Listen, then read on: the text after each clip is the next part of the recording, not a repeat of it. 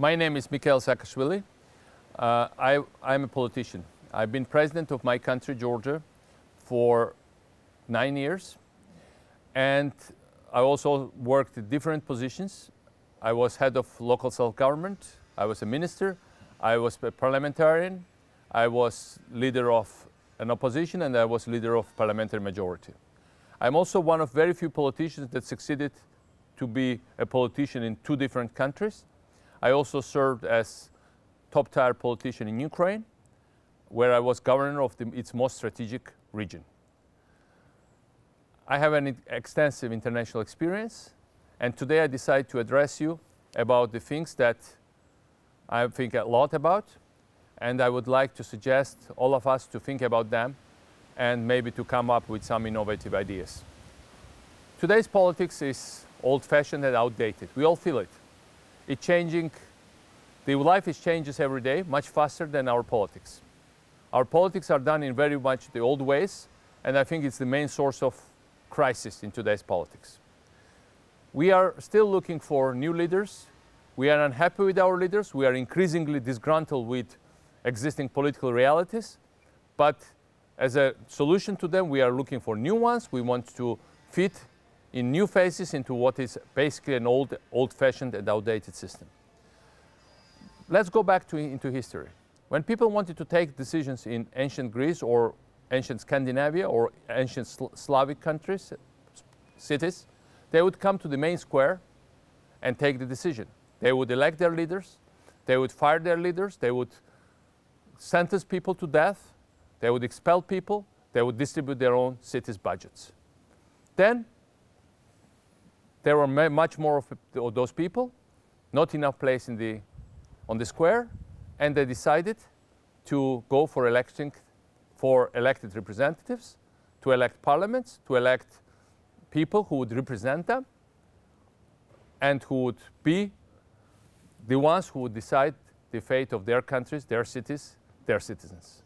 That's how we got to parliamentary elected democracies. Now, today's world is different. It's again one big square, one big marketplace. We have social networks, we have internet, we have all kind of, Facebooks, all kind of other programs in which we all take part, and we can again communicate with each other. And today's political system is old-fashioned because if we elect our parliament for 4 years, we are expected to wait for 4 years for all their trials and errors, for all their mistakes, and wait until next ones come in 4 years. But 4 years is too much time in politics. 4 years is amazingly long time. In 4 years, in every 4 years, world changes so fast.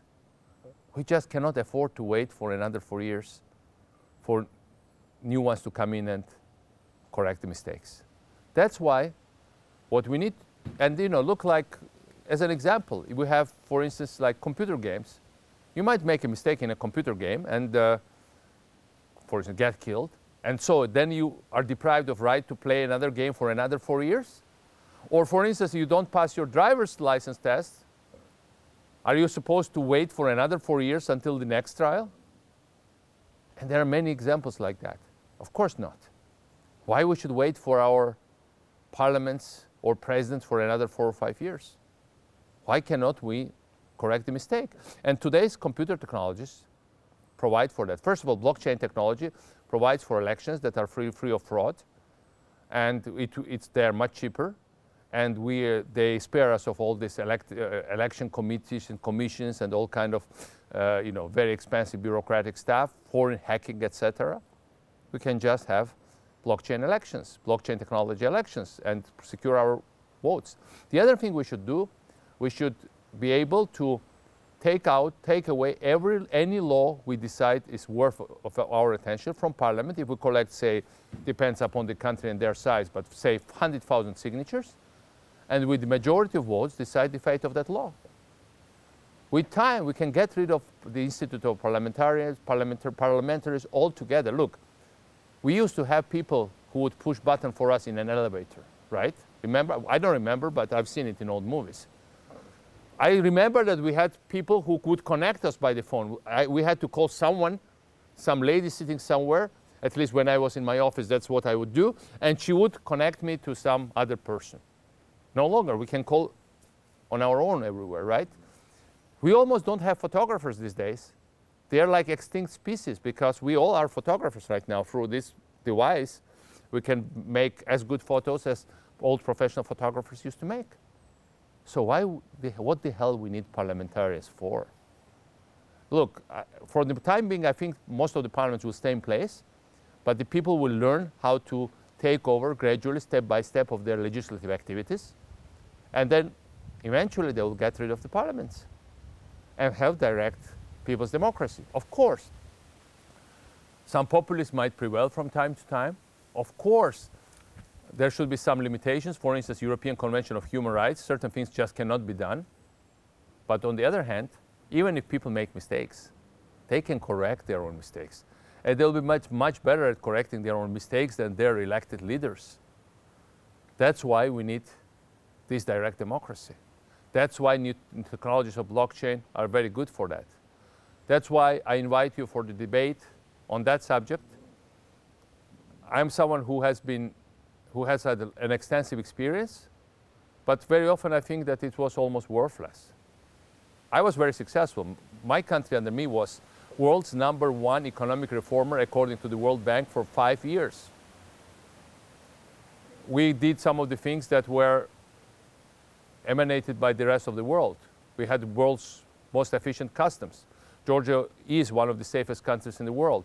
We have some of the fastest bureaucratic procedures.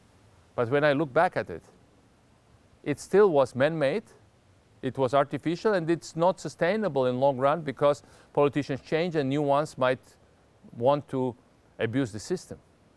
We need to create a system that cannot be abused and that can be fraud-proof, that can be corruption-proof, that can be stupidity-proof. And I still believe that overall people are smarter than their elected politicians. Well, they were at least smart enough to elect them, right? Why can they not correct their own mistakes if people are worthless, if they deceived them, if they cheated them, which as it very often happens? Do we have always to go to Occupy Wall Street or to make, Black Lives Matter or to, regular revolutions in my part of the world?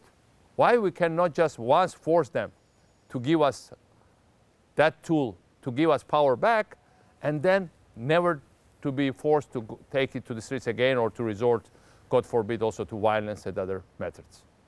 We can do it if we think very carefully. I count on your intellectual feedback. We are gathering our Congress in Poland in mid-July on this subject. And if you want to take part, you are more than welcome. See you.